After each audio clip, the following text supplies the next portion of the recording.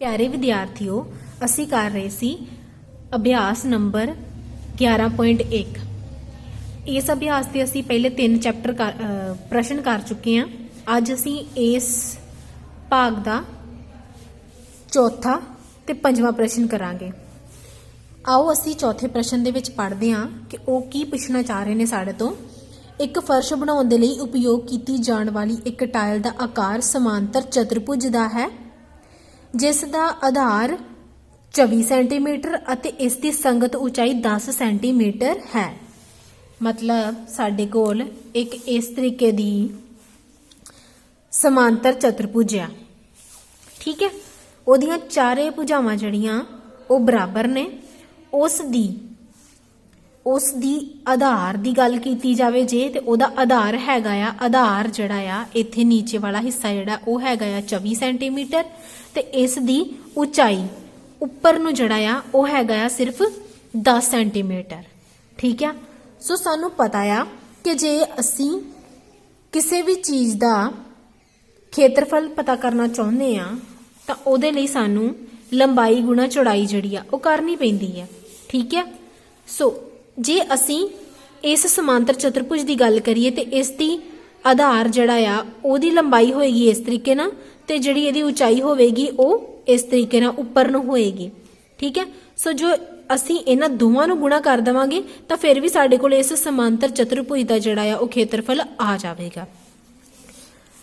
उस तो बाद असी देखते हैं कि वो की कहना चाह रहे हैं। 1080 वर्ग मीटर खेत्रफल दे एक फर्श नूं ढकण दे लई इस तरह दीयां किन्नियां टाइलां दी जरूरत होवेगी। मान लो साडे कोल इस तरीके दा एक वड्डा सारा जड़ा है 1080 वर्ग मीटर दा एक घेरा है, ठीक है। खेत्रफल सानू दिता होया आ, ओनू असी इस तरीके दियां समांतर चतुर्भुज दियां टाइलां दे नाल जड़ा है ढकना है, ठीक है। टाइल दा सानू उन्होंने पैमाना दिता होया आ कि वो किन्ना उहदा आधार है तो किन्नी उहदी ऊंचाई आ। उस तो बाद इहदा सारा घेरा दिता होया, इहदे विच होर किन्नियां इहो जिहियां टाइलां लगाईयां जाण तां कि सारा जिहड़ा आ खेत्रफल वो असीं टाइलां दे नाल ढक लईए। सो जिवें कि तुहानूं मैं पहलां दस्सिया कि असीं पहलां एक समांतर चतुर्भुज का खेत्रफल पता करांगे। उस तो बाद वड्डे घेरे दा साडे कोल ऑलरेडी उन्हां ने खेत्रफल दिता होया आ, ठीक है। जदों साडे कोल एक टाइल का खेत्रफल आ जाएगा तो सानू पता लग जाएगा कि एक टाइल जड़ी है वो किन्ना घेरा जड़ा है वो पूरा करदी पई आ। फिर उस हिसाब दे नाल असीं बाकी टाइलां दा भी पता लगा सकते हैं। सो सब तो पहला असीं लिखांगे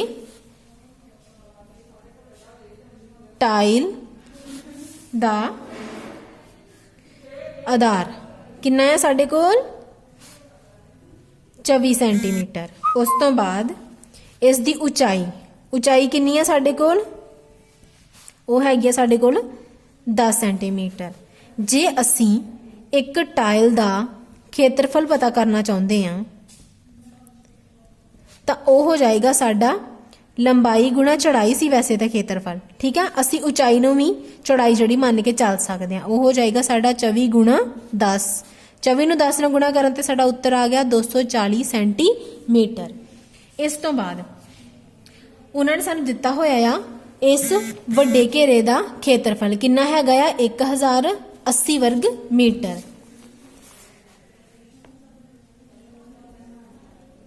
फर्श का खेत्रफल किन्ना दिता होया उन्होंने 1080 वर्ग मीटर।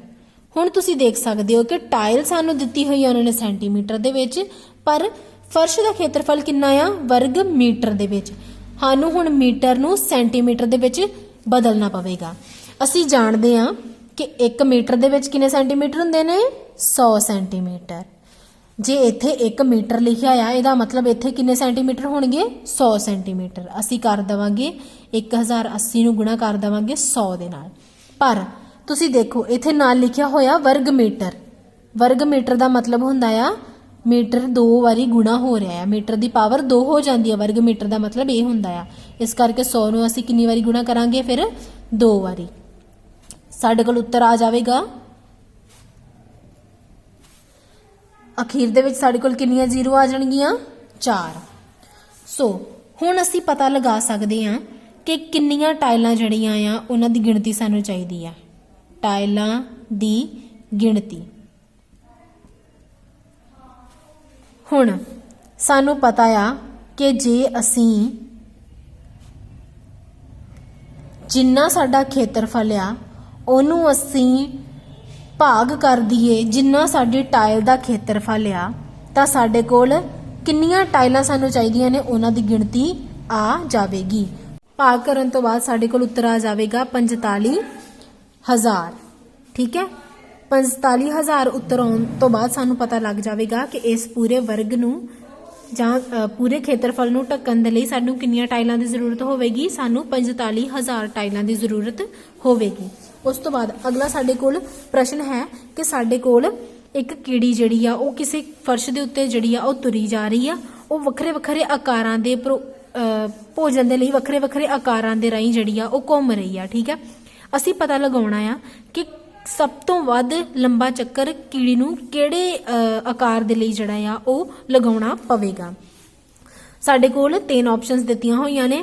ਪਹਿਲਾ ਜਿਹੜਾ ਆਕਾਰ ਆ ਉਹਦਾ ਸਾਨੂੰ ਦਿੱਤਾ ਹੋਇਆ ਆ ਵਿਆਸ ਦਿੱਤਾ ਹੋਇਆ ਹੈ ਸਾਨੂੰ 2.8 ਸੈਂਟੀਮੀਟਰ। ਉਸ ਤੋਂ ਬਾਅਦ ਅੱਗੇ ਹੈ ਸਾਡੇ ਕੋਲ ਇੱਕ ਤਾਂ ਸਾਡੇ ਕੋਲ ਅਰਧ ਵਿਆਸ ਆ, ਅਰਧ ਚੱਕਰ ਆ। ਠੀਕ ਹੈ, ਉਹਦਾ ਵਿਆਸ ਦਿੱਤਾ ਹੋਇਆ ਅਰਧ ਵਿਆਸ ਦਿੱਤਾ ਹੋਇਆ ਆ 2.8 ਸੈਂਟੀਮੀਟਰ। ਦੂਸਰਾ ਇਹਦੇ ਨਾਲ ਹੀ ਸਾਡੇ ਕੋਲ ਅੱਧਾ ਕੀ ਹੈਗਾ ਆ ਸਕੁਅਰ। ਸਕੁਅਰ ਨੂੰ ਅਸੀਂ ਪੰਜਾਬੀ ਵਿੱਚ ਕਹਿੰਦੇ ਆ ਵਰਗ। ਅੱਧਾ ਸਾਨੂੰ ਦਿੱਤਾ ਹੋਇਆ ਹੈ ਨਾਲ ਹੀ ਵਰਗ। ਤੀਸਰੇ ਬੰਨੇ ਸਾਨੂੰ ਦਿੱਤਾ ਹੋਇਆ ਹੈ ਅਰਧ ਵਿਆਸ ਤੇ ਅਰਧ ਵਿਆਸ ਦੇ ਨਾਲ ਹੀ ਦਿੱਤਾ ਹੋਇਆ ਹੈ ਸਾਨੂੰ ਅੱਧਾ ਤ੍ਰਿਭੁਜ। ਅਸੀਂ ਇਹਨਾਂ ਆਕ੍ਰਿਤੀਆਂ ਦੇ ਵਿੱਚੋਂ ਕਿਹੜੀ ਆਕ੍ਰਿਤੀ ਦੇ ਲਈ ਜਿਹੜਾ ਆ ਕੀੜੀ ਨੂੰ ਸਭ ਤੋਂ ਵੱਧ ਜਿਹੜਾ ਉਹ ਚੱਲਣਾ ਪਵੇਗਾ। ਮੰਨ ਲਓ ਜੇ ਅਸੀਂ A ਆਕ੍ਰਿਤੀ ਦੇ ਆਲੇ ਦੁਆਲੇ ਭੋਜਨ ਰੱਖ ਦਿੰਨੇ ਆ ਤੇ ਫਿਰ ਕੀੜੀ ਨੂੰ ਕਿੰਨਾ ਚੱਲਣਾ ਪਵੇਗਾ। ਜੇ B ਦੇ ਆਲੇ ਦੁਆਲੇ ਭੋਜਨ ਰੱਖ ਦਿੰਨੇ ਆ ਫਿਰ ਕਿੰਨਾ ਚੱਲਣਾ ਪਵੇਗਾ, ਤੇ ਜੇ ਅਸੀਂ C ਦੇ ਰੱਖ ਦਿੰਨੇ ਆ ਤੇ ਕਿੰਨਾ ਚੱਲਣਾ ਪਵੇਗਾ। ਤੇ ਇਹਨਾਂ ਵਿੱਚ ਸਭ ਤੋਂ ਵੱਧ ਕਿਹਦੇ ਲਈ ਚੱਲਣਾ ਪਵੇਗਾ। ਸਾਨੂੰ ਦੇਖਣ ਤੋਂ ਪਤਾ ਚੱਲ ਰਿਹਾ ਆ ਕਿ A ਦੇ ਲਈ ਜਿਹੜਾ ਆ B ਤੋਂ ਘੱਟ ਚੱਲਣਾ ਪਵੇਗਾ ਤੇ C ਤੋਂ ਵੀ ਘੱਟ ਚੱਲਣਾ ਪਵੇਗਾ। ਇਸ ਲਈ ਸਾਨੂੰ B ਤੇ C ਦੇ ਵਿੱਚ ਹੀ ਪਤਾ ਲਗਾਉਣਾ ਪਵੇਗਾ ਕਿ ਕਿਹੜੀ ਆਕ੍ਰਿਤੀ ਦੇ ਲਈ ਕੀੜੀ ਨੂੰ ਜ਼ਿਆਦਾ ਚੱਲਣਾ ਪਵੇਗਾ। ਸਾਨੂੰ ਵਿਆਸ ਕੱਢਣਾ ਪਤਾ ਆ ਕਿ ਵਿਆਸ ਜਿਹੜਾ ਆ ਉਹ ਕਿਹਨੂੰ ਕਹਿੰਦੇ ਆ। ਅਰਧ ਵਿਆਸ ਵੀ ਸਾਨੂੰ ਪਤਾ ਆ ਕਿ ਕਿਹਨੂੰ ਕਹਿੰਦੇ ਨੇ।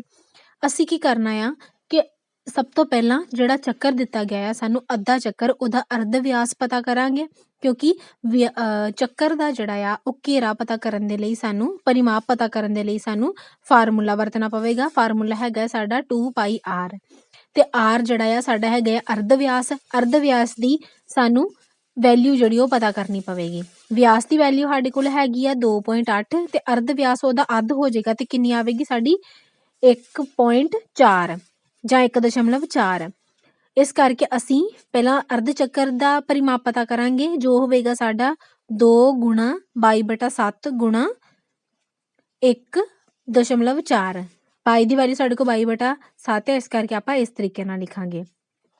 ਉਸ ਤੋਂ ਬਾਅਦ ਜੋ ਸਾਡਾ ਵਰਗ ਦਾ ਪਰਿਮਾਪ ਆ ਸਾਨੂੰ ਪਤਾ ਆ ਅਸੀਂ ਜੇ ਵਰਗ ਦੀਆਂ ਸਾਰੀਆਂ ਭੁਜਾਵਾਂ ਨੂੰ ਜਮ੍ਹਾਂ ਕਰ ਦਈਏ ਸਾਡੇ ਕੋਲ ਵਰਗ ਦਾ ਵਿਆਸ ਆ ਜਾਵੇਗਾ। ਵਰਗ ਦੇ ਵਿਆਸ ਦੇ ਲਈ ਸਾਨੂੰ ਇਹਦੀਆਂ ਸਾਰੀਆਂ ਭੁਜਾਵਾਂ ਜਿਹੜੀਆਂ ਉਹਨਾਂ ਨੂੰ ਜਮ੍ਹਾਂ ਕਰਨਾ ਪਵੇਗਾ। ਸੋ ਇਹਦੇ ਨਾਲ ਹੀ ਅਸੀਂ ਜਮ੍ਹਾਂ ਕਰਾਂਗੇ 1.5 ਜਮ੍ਹਾਂ 1.5 ਜਮ੍ਹਾਂ 1.5। ਸੋ ਇਹਨੂੰ ਅਸੀਂ ਜਦੋਂ ਹੱਲ ਕਰਾਂਗੇ ਤਾਂ ਸਾਡੇ ਕੋਲ ਇਸ ਆਕ੍ਰਿਤੀ ਦਾ ਪਰਿਮਾਪ ਆ ਜਾਵੇਗਾ। ਉਸ ਤੋਂ ਬਾਅਦ ਜੇ ਅਸੀਂ C ਦੀ ਗੱਲ ਕਰਦੇ ਹਾਂ, C ਦੇ ਵਿੱਚ ਅਰਧ ਵਿਆਸ ਵਾਲਾ ਜਾਂ ਅਰਧ ਚੱਕਰ ਵਾਲਾ ਜਿਹੜਾ ਆ ਉਹ ਤਾਂ ਉਵੇਂ ਹੀ ਅਸੀਂ ਪਤਾ ਲਗਾ ਲਵਾਂਗੇ ਪਰਿਮਾਪ, ਜੋ ਕਿ ਹੋਵੇਗਾ ਸਾਡਾ 2 ਗੁਣਾ 22/7 ਗੁਣਾ 1.4। ਉਸ ਤੋਂ ਬਾਅਦ ਅਸੀਂ ਪਤਾ ਕਰਾਂਗੇ ਤ੍ਰਿਭੁਜ ਦਾ। ਤ੍ਰਿਭੁਜ ਦਾ ਪਰਿਮਾਪ ਜਿਹੜਾ ਆ ਉਹਦੀਆਂ ਤਿੰਨੇ ਭੁਜਾਵਾਂ ਨੂੰ ਜਮ੍ਹਾਂ ਕਰਨ ਤੇ ਸਾਡੇ ਕੋਲ ਨਿਕਲ ਆਵੇਗਾ। ਇਹਦੀ ਪਹਿਲੀ ਭੁਜਾ ਹੈਗੀ ਆ ਸਾਡੇ ਕੋਲ 2.8, ਦੂਜੀ ਭੁਜਾ ਹੈਗੀ ਆ 2 ਸੈਂਟੀਮੀਟਰ, ਤੀਸਰੀ ਹੈਗੀ ਆ 2 ਸੈਂਟੀਮੀਟਰ। ਇਹਨਾਂ ਸਾਰੀਆਂ ਨੂੰ ਜਮ੍ਹਾਂ ਕਰਨ ਤੇ ਸਾਡੇ ਕੋਲ ਇਸ ਆਕ੍ਰਿਤੀ ਦਾ ਵੀ ਪਰਿਮਾਪ ਆ ਜਾਵੇਗਾ। ਸੋ ਜਦੋਂ ਅਸੀਂ ਇਹਨਾਂ ਤਿੰਨਾਂ ਨੂੰ ਹੱਲ ਕਰਾਂਗੇ ਤਾਂ ਸਾਡੇ ਕੋਲ ਇਹਨਾਂ ਤਿੰਨਾਂ ਦਾ ਪਰਿਮਾਪ ਹਾਜ਼ਰ ਹੋ ਜਾਵੇਗਾ। ਫਿਰ ਅਸੀਂ ਆਸਾਨੀ ਦੇ ਨਾਲ ਪਤਾ ਲਗਾ ਸਕਦੇ ਹਾਂ ਕਿ ਕੀੜੀ ਨੂੰ ਕਿਹੜੀ ਆਕ੍ਰਿਤੀ ਦੇ ਲਈ ਸਭ ਤੋਂ ਵੱਧ ਚੱਲਣਾ ਪਵੇਗਾ। ਤੁਸੀਂ ਦੇਖ ਸਕਦੇ ਹੋ ਕਿ ਏ ਆਕ੍ਰਿਤੀ ਦਾ ਪਰਿਮਾਪ ਕਿਵੇਂ ਪਤਾ ਕਰਾਂਗੇ, ਬੀ ਆਕ੍ਰਿਤੀ ਦਾ ਪਰਿਮਾਪ ਕਿਵੇਂ ਪਤਾ ਕਰਾਂਗੇ ਤੇ ਸੀ ਆਕ੍ਰਿਤੀ ਦਾ ਪਰਿਮਾਪ ਕਿਵੇਂ ਪਤਾ ਕਰਾਂਗੇ। ਜਦੋਂ ਤੁਸੀਂ ਇਹਨਾਂ ਤਿੰਨਾਂ ਨੂੰ ਹੀ ਹੱਲ ਕਰ ਲਵੋਗੇ ਤਾਂ ਫਿਰ ਤੁਹਾਨੂੰ ਪਤਾ ਚੱਲ ਜਾਵੇਗਾ ਕਿ ਕੀੜੀ ਨੂੰ ਕਿਹੜੀ ਆਕ੍ਰਿਤੀ ਦੇ ਲਈ ਸਭ ਤੋਂ ਵੱਧ ਚੱਲਣਾ ਪਵੇਗਾ। ਇਹ ਅੱਜ ਦਾ ਤੁਹਾਡਾ ਹੋਮਵਰਕ ਆ, ਇਹਨਾਂ ਨੂੰ ਹੱਲ ਕਰੋ। ਉਸ ਤੋਂ ਬਾਅਦ ਅਗਲਾ ਤੁਹਾਡਾ ਹੋਮਵਰਕ ਹੈਗਾ ਆ, ਤੁਸੀਂ ਆਪਣੀ ਕਾਪੀ ਦੇ ਉੱਪਰ ਅੱਜ ਇੱਕ ਸਰਕਲ ਜਿਹੜਾ ਆ ਜਾਂ ਚੱਕਰ ਜਿਹੜਾ ਉਹਨੂੰ ਡਰਾ ਕਰੋਗੇ, ਜਿਹਦਾ ਵਿਆਸ ਹੋਵੇਗਾ 10 ਸੈਂਟੀਮੀਟਰ ਤੇ ਅਰਧ ਵਿਆਸ ਹੋਵੇਗਾ 5 ਸੈਂਟੀਮੀਟਰ। ਉਸ ਤੋਂ ਬਾਅਦ ਤੁਸੀਂ ਇਸ ਚੱਕਰ ਦਾ ਖੇਤਰਫਲ ਪਤਾ ਕਰੋਗੇ ਜਿਹੜਾ ਤੁਹਾਨੂੰ ਫਾਰਮੂਲਾ ਦੱਸਿਆ ਗਿਆ ਆ ਉਹਦੇ ਨਾਲ। ਸੋ ਇਹੀ ਤੁਹਾਡਾ ਅੱਜ ਦਾ ਹੋਮਵਰਕ ਆ। ਹੁਣ ਸਾਰੇ ਬੱਚੇ ਆਪਣਾ 1 ਤੋਂ ਲੈ ਕੇ 5 ਤੱਕ ਸਾਰੇ ਪ੍ਰਸ਼ਨ ਪੂਰੇ ਕਰੋ ਤੇ ਇਹ ਹੋਮਵਰਕ ਪੂਰਾ ਕਰਕੇ ਮੇਰੇ ਨਾਲ ਸਾਂਝਾ ਕਰੋ। ਧੰਨਵਾਦ।